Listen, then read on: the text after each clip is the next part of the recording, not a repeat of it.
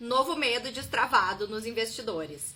Essa matéria aqui, esse gráfico aqui, na verdade, feito pelo Bank of America, é muito interessante, porque ele mapeia entre os investidores institucionais, os grandes investidores, quais são os maiores medos que eles têm no mercado de investimentos.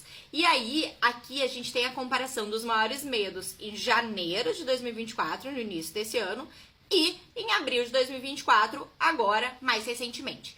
Dá para ver que continua sendo o maior medo dos investidores o risco geopolítico.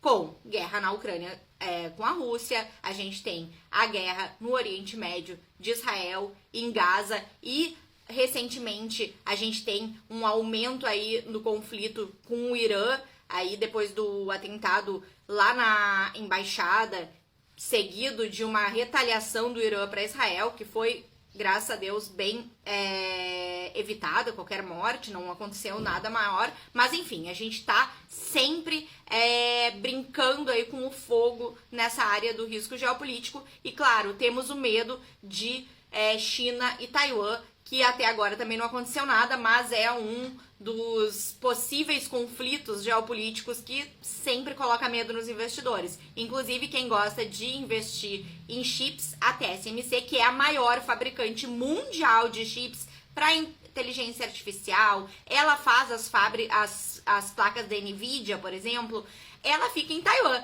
E um dos motivos pelo qual ela tem um certo descontinho no preço da ação é justamente esse risco, as fábricas dela em Taiwan, o que acontece num eventual conflito com a China. Mas vamos voltar para o gráfico, e o que a gente vê é que o risco de inflação está no segundo lugar agora em abril e aumentou muito desde janeiro, e isso porque os dados de inflação dos Estados Unidos, que eram para ter caído mais, estão ainda fortes. A gente vê a inflação nos Estados Unidos ainda forte nos últimos dados. Inclusive, esse é o motivo pelo qual os investidores que achavam que as taxas de juros americanas que iam cair no início do ano, em março, depois postergaram o início da queda da taxa de juros para junho, e agora todo mundo já está achando que a queda de juros nos Estados Unidos vai ser só para o final do ano. Então, o segundo maior risco, e que aumentou muito, inclusive, de janeiro até agora, é o risco da inflação. Mas a gente tem um risco novo no ar aí, que é o risco